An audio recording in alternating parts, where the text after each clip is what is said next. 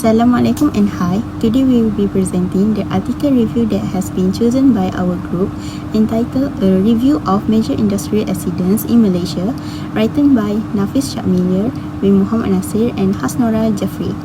Our presentation consists of 5 sections, which are the introduction and summary of the article, critical analysis of the article, followed by its real application and conclusions. Now I will be presenting the introduction and summary of the article. The main objective of this article is to examine the major industrial accidents that have occurred in Malaysia, to analyze accidents causes statistic data and recommend workplace safety improvements. It found that 60% to 70% of all were reported by industrial accidents. However, among all industries, the manufacturing sector records the highest number of accidents because it employs the largest number of employees.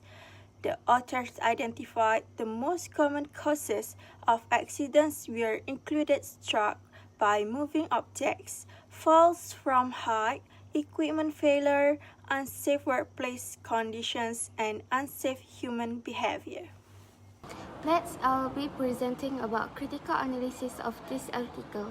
The article demonstrates several important decision-making techniques. As for the first is evidence-based decision-making. Rather than relying on personal opinions, the researchers analyze accident statistics by collect data from government agencies before making recommendations. This makes the recommendations more reliable because they are supported by research evidence. The second one is risk decision-making. The article identified unsafe acts, unsafe conditions, and environmental hazard before proposing preventive measures. This shows that the decision should always be based on identifying the risk first. The third is policy decision-making. After several major industrial disasters, the Malaysian government introduced the important safety laws such as the Occupational Safety and Health Act 1994 and the Factories and Machinery Act 1967. As for problem-solving process, the researchers recognize the problem, which is higher number of industrial accidents. Second, they identify the problem as a common industrial causes. Third, they collected information data from the government such as DOSH and SOCSO. Fourth, they analyze the data to identify trends, accident rates, and contributing factors. Next, they propose the solution, including improving workplace safety and enforcing occupational safety law. Finally, the last one, they evaluate the solutions by observing the accident and fatality rates has been decreased over the time. Now, I will evaluate the strengths and weaknesses of the article. The first strength is that the article used reliable government data from DOSH and SOCSO. By using this data, making it become more trustworthy. Second, it included real industrial disaster, making the discussion become more practical and easier to understand. Next, the weaknesses. As for the first one is focused on occupational safety instead of explaining organizational decision-making theories. Second, the article also provides limited discussion on how managers actually make decisions within organizations.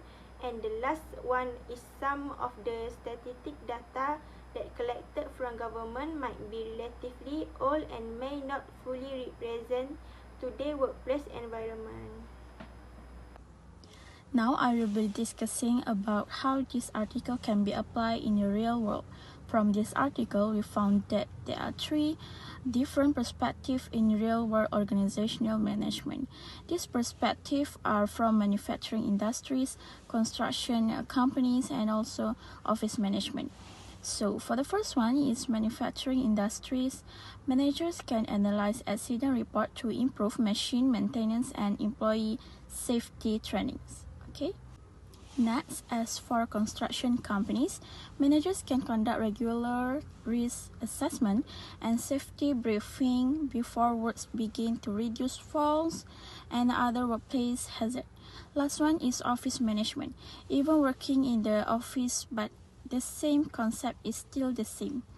Office managers can identify workflow problems, collect employee feedback, and analyze the causes of low productivity and implement better administrative procedures.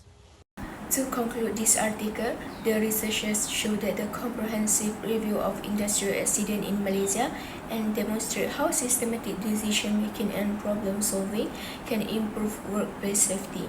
The article also closely relates to the concept learned in Chapter 5, particularly the problem-solving process of recognizing the problem, collecting and analyzing relevant information, developing solution, implementing action, and evaluating the result.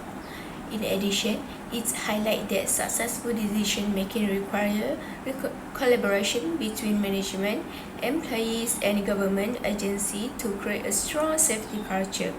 Overall, the article contributes to a better understanding of how structured decision-making and effective problem-solving help organizations improve workplace safety, increase productivity, minimize risk, and achieve long-term organizational success.